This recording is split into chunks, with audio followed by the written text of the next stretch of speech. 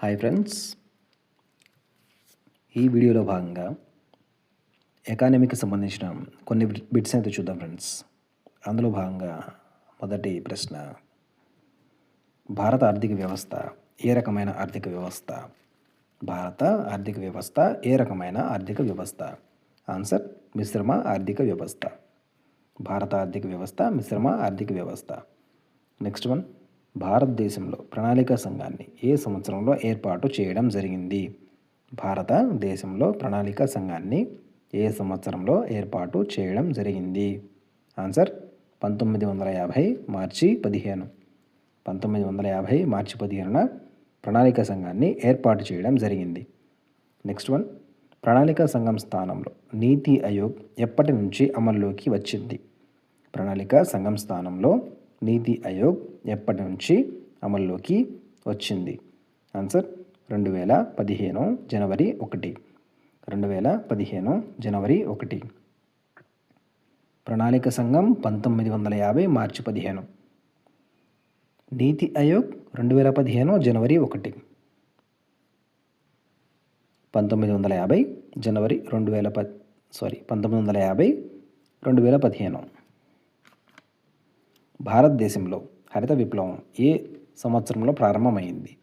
భారతదేశంలో హరిత విప్లవం ఏ సంవత్సరంలో ప్రారంభమైంది? ఆన్సర్ 1966-67. 1966-67 మధ్యకాలంలో భారతదేశంలో హరిత విప్లవం ప్రారంభమవడం జరిగింది. నెక్స్ట్ వన్, హరిత విప్లవ పితామహుడు ఎవరు? హరిత విప్లవ పితామహుడు ఎవరు? Answer Norman Borlaug. Next one, భారతదేశంలో హరిత విప్లవ పితామహుడు ఎవరు? భారతదేశంలో హరిత విప్లవ పితామహుడు ఎవరు? Answer MS Swaminathan.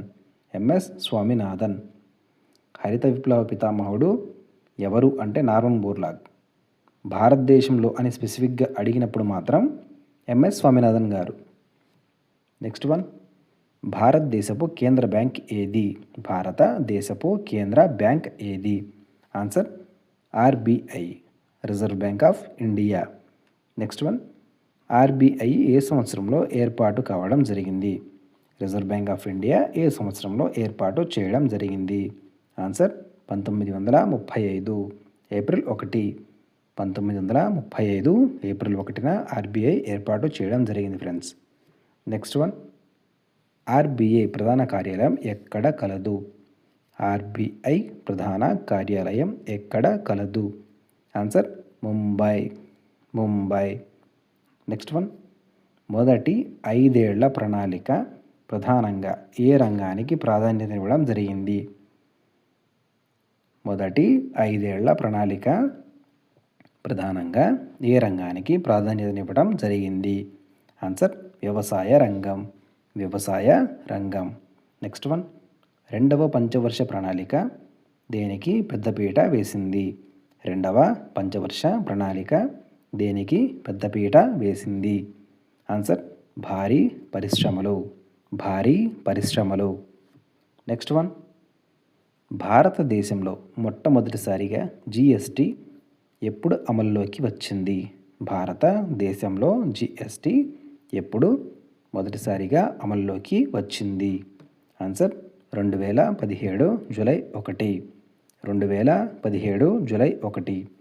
Next one, GST ఏ రకమైన పన్ను? జిఎస్టి ఏ రకమైన పన్ను? ఆన్సర్ పరోక్ష పన్ను, ఇండైరెక్ట్ ట్యాక్స్. నెక్స్ట్ వన్, భారతదేశంలో జాతీయ ఆదాయాన్ని లెక్కించే సంస్థ ఏది? భారతదేశంలో జాతీయ ఆదాయాన్ని లెక్కించే సంస్థ ఏది? Answer NSO, national statistical organisation, జాతీయ గణాంక సంస్థ, లేదా CSO, central statistical organisation. Next one, father of economics లేదా అర్థశాస్త్ర పితామహుడు అని ఎవరిని పిలుస్తారు? ఫాదర్ ఆఫ్ ఎకనామిక్స్ లేదా అర్థశాస్త్ర పితామహుడు అని ఎవరిని పిలుస్తారు? Answer Adam Smith. Adam Smith. Next one, white revolution, తెల్ల విప్లవం, దేనికి సంబంధించినది?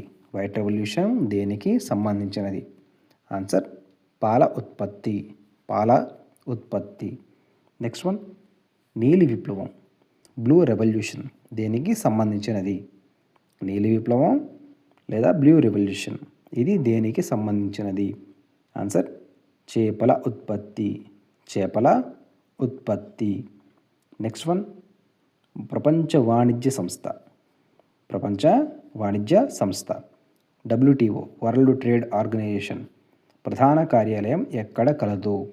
WTO ప్రధాన కార్యాలయం ఎక్కడ కలదు? Answer, Geneva. జెనీవా. జెనీవా ఎక్కడుంది ఫ్రెండ్స్? స్విట్జర్లాండ్లో ఉంది.